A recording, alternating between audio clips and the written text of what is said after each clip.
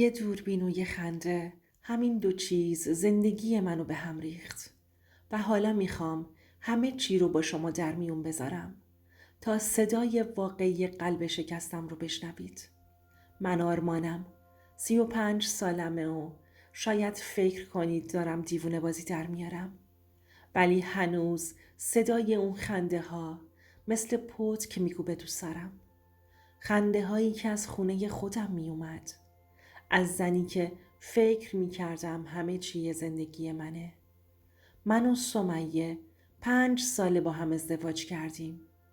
سمیه همسن خودمه. از همون اول عاشق ساده بودنش شدم. دختری بی آلایش بود، با خنده‌ای که میتونست کل خستگی یه روز کاری رو از تنم در بیاره. خودم کارمند یه شرکت بازرگانیم. صبح‌ها میزنم بیرون، شب‌ها برمیگردم. همیشه فکر میکردم زندگیمون ساده است، بی دغدغه. 1 سال پیش بود که واسه امنیت بیشتر یه دوربین کوچیک گرفتم و گذاشتم تو پذیرایی. نه واسه شک، نه واسه کنترل. راستش فقط میخواستم خیال خودم راحت باشه. همیشه به سمیه اعتماد داشتم. اون قدری که حتی رمز گوشیمو هم میدونست. ولی خب بعضی وقتا آدم چیزایی میبینه یا میشنوه که همه باوراشو میریزه به هم. اون شب لعنتی همه چیز از همونجا شروع شد. همون هفته بود که یه سفر کاری برام پیش اومد. 2 روز قرار بود برم رشت. یه جلسه مهم با مشتری داشتم. سمیه خیلی عادی برخورد کرد. مثل همیشه با لبخند گفت مواظب خودت باش، هر چی شد زنگ بزن. هیچی غیر عادی نبود. حتی یه بوس کوچیک روی پیشونیم زد و گفت زود برگرد. منم با خیال راحت راه افتادم. جلسه که تموم شد شب تو هتل نشسته بودم و بی دلیل شروع کردم به چک کردن گوشیم. یادم افتاد اون دوربین لعنتی به وایفای هتل وصل میشه و میتونم از راه دور ببینمش. گفتم بذار یه نگاهی بندازم، صرفاً برای دلتنگی زنم. صفحه که باز شد تصویر تاریک پذیرایی اومد. همه چی طبیعی بود. سمیه روی مبل نشسته بود. تلویزیون روشن. یه لیوان چای دستش بود. یه لحظه لبخند زدم. دلم گرفت. گفتم الهی قربونت برم. تنها نشستی اونجا. همین جوری که داشتم نگاه می کردم حس کردم داره با کسی حرف می زنه. ولی خب تلویزیون روشن بود. گفتم حتما دیالوگ فیلمه. یکم دقت کردم. دیدم لبهاش تکون میخوره. صدای خندش هم اومد. ولی گوشیم ضعیف بود و درست نمیشنیدم. خودمو دلداری دادم. آرمان ول کن دیگه. شاید هنسفری تو گوششه و داره با دوستش تلفنی حرف میزنه. گوشی رو گذاشتم و سعی کردم دیگه بهش فکر نکنم. ولی نمیدونم چرا از همون لحظه یه چیزی تو دلم سنگین شد. یه حسی که تا حالا تجربهش نکرده بودم. 1-2 شب بعد دوباره هوس کردم دوربین رو چک کنم. نمیدونم چرا. انگار یه چیزی ته دلم قلقلک میداد. میگفتم آرمان الکی شک نکن. سمیه اینجوری نیست. ولی دست خودم نبود. گوشی رو دوباره باز کردم. همه چی تاریک بود. چراغا خاموش. سمیه روی مبل دراز کشیده بود. پتو کشیده بود روی خودش. گفتم خب عادیه. تنهاست. خوابیده. ولی چند دقیقه بعد صدای خنده اومد. نه خنده‌ای که معمولی باشه ها. اون خنده کشدار و ریز ریز که فقط وقتی یکی کنارت باشه در میاد. یخ کردم. با خودم گفتم تلویزیونه. حتما یه سریال کمدیه. ولی مشکل اینجا بود که تلویزیون خاموش بود. همینجا یه چیزی توی وجودم شکست. دوباره زوم کردم روی تصویر. یه نور ضعیف افتاد توی پذیرایی. نور چراغ گوشی بود. همین جوری که چشامو ریز کردم یه سایه از جلوی دوربین رد شد. نه باورم نمیشد. یه مرد بود. دستام شروع کرد به لرزیدن. قلبم تو دهنم بود. گفتم آرمان شاید برادرشه. شاید یکی از فامیلا اومده کمکش. ولی ساعتو که نگاه کردم ساعت 3:30 نصف شب بود. کی نصف شب میاد خونه یه زن تنها؟ اون لحظه حس کردم خون تو رگ‌هام یخ زده. گوشیمو بستم. سرمو گرفتم تو دستام. میخواستم فریاد بزنم ولی تو هتل بودم. فقط زیر لب گفتم خدایا یعنی چی؟ من دارم دیوونه میشم. چند شب بعد دیگه نتونستم صبر کنم. هر بار که چشامو میبستم اون سایه و خنده ها جلوی چشمم بودن. یه حس خفه کننده مثل یه سنگ بزرگ روی قلبم. دوباره گوشی رو برداشتم. دوربین رو روشن کردم و زوم کردم رو پذیرایی. سمیه روی مبل نشسته بود. مثل همیشه. ولی یه چیزی تغییر کرده بود. یه مرد نشسته بود کنارش. نور چراغ گوشی بازتاب داشت و میتونستم صورت مرد رو ببینم. یه غریبه کامل. لباس معمولی، شاید همسایه یا دوست یکی از دوستاش. سمیه دست مرد رو گرفته بود و لبخند میزد. قلبم تو سینم میکوبید و حس میکردم دارم خفه میشم. یه لحظه خواستم از گوشی دست بکشم ولی نتونستم. دستام میلرزیدن.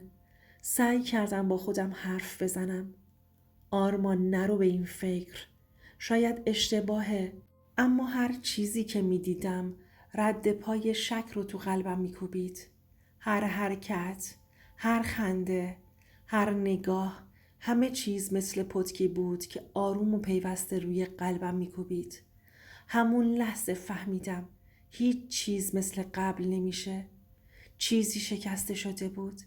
چیزی که تا ابد دیگه درست نمیشد.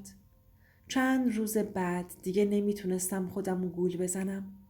هر بار که گوشی رو نگاه میکردم قلبم میخواست از جا کنده شه. هر چیزی که میدیدم مثل خنجری بود که آروم و بیوقفه تو قلبم فرو میرفت. شروع کردم به مرور خاطراتمون. چیزایی که قبلا ندیده بودم.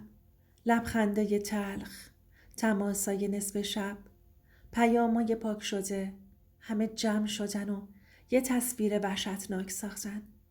به خودم میگفتم آرمان نکنه خیالات بوده و همه چیز رو اشتباه دیدی. ولی اون حس ته دلم، همون سنگ بزرگ بهم میگفت نه، این واقعیته. وقتی برگشتم خونه اون شب تصمیم گرفتم به جای برخورد عجولانه صبر کنم و همه چیزو بررسی کنم. دوربین رو دوباره چک کردم و دیدم هر شب مرد غریبه وارد میشه. هر شب اون خنده ها، هر شب اون حرکاتشون.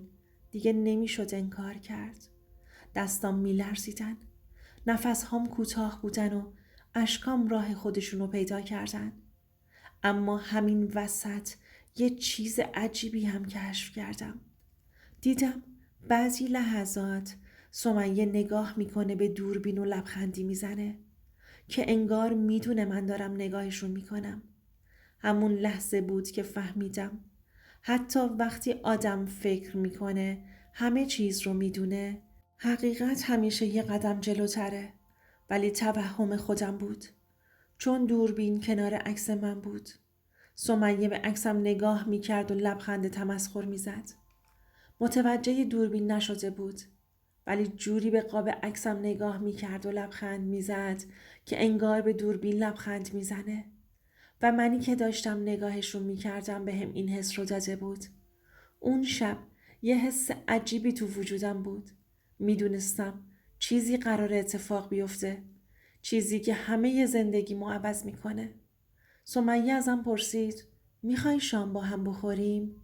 من فقط لبخند مصنوعی زدم و گفتم نه، یکم کار دارم. اما تو دلم میخواستم بدونن دارم دوربین ها رو نگاه میکنم. دوباره موقع خواب گوشی رو برداشتم و شب قبل رو باز کردم. شبی که تو راه بودم. دوربین این بار همه چیزو واضح نشون داد. سمیه و مرد غریبه تو پذیرایی بودن. مرد دستش رو گرفته بود. سمیه هم با اون لبخند شیرین که قبلا ندیده بودم جوابشو میداد. لحظه ای رو که دیدم قلبم رو شکست. یه حس سنگین که نمیتونستم نفس بکشم.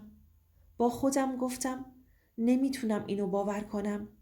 این نمیتونه واقعی باشه. اما چشام همه چیزو دیده بودن و مغزم نمیخواست قبول کنه. دیگه طاقت نیاوردم. رفتم سراغ سمیه. با آرامش اما محکم پرسیدم سمیه این واقعیه؟ لبخندش محو شد. سکوت جوابم بود. هیچ چیزی نمیتونست درد و خشم و خیانت رو توی یک لحظه پاک کنه. فقط یه چیزو میدونستم. زندگی من دیگه مثل قبل نبود. بعد از اون شب همه چیز تو ذهنم میرقصید. خنده ها، نگاه ها، سکوت های تلخ. همه یه تصویر بزرگ از زندگی که به هم دیگه ریخته بود. سمیه کنارم بود ولی دیگه اون حس اعتماد و آرامش قدیمی نبود. دستم رو گذاشتم روی قلبم و نفس عمیقی کشیدم. فهمیدم که دیگه هیچ راه برگشتی برام وجود نداره. تصمیم گرفتم باید زندگیمو دوباره بسازم. با اینکه درد داشت، با اینکه قلبم شکسته بود، ولی فهمیدم ادامه دادن با کسی که دیگه قابل اعتماد نیست منو از بین میبره. چند روز بعد حرفامو زدم با آرامش اما محکم. سمیه ما راهمون جداست. چهرش سفید شد. هیچ حرفی نزدم. میدونستم این پایان تلخ بهترین تصمیم برای خودمه و حالا من دارم راه خودم رو ادامه میدم. زندگی سخت و تلخه ولی باید جلو برم برای خودم، برای قلبم، برای آرامشی که دوباره میخوام بسازم. هر بار که به اون شبها فکر میکنم یه درس بزرگ یاد میگیرم. میگم خدا چقدر دوستم داشته که به سفر کاری رفتم. از روی دلتنگی به دوربین نگاه کردم. هیچ وقت چشمتون رو روی حقیقت نبندید. حتی اگه زخم بزنه، حقیقت شما رو آزاد میکنه. دروغ همیشه آروم و بی صدا میکشه. اما حقیقت حتی وقتی دردناک باشه آدم رو از سقوط کامل نجات میده. و شما اگه تو خلوتتون صدایی دارین که گریه میکنه و کسی نمیشنوه، ساب کنید کانال رو تا صداتون رو برسونیم به همه. چون هر صدایی که شنیده بشه یه باری برای سبکتر شدنه، برای کسی که هنوز تو سکوت داره میسوزه.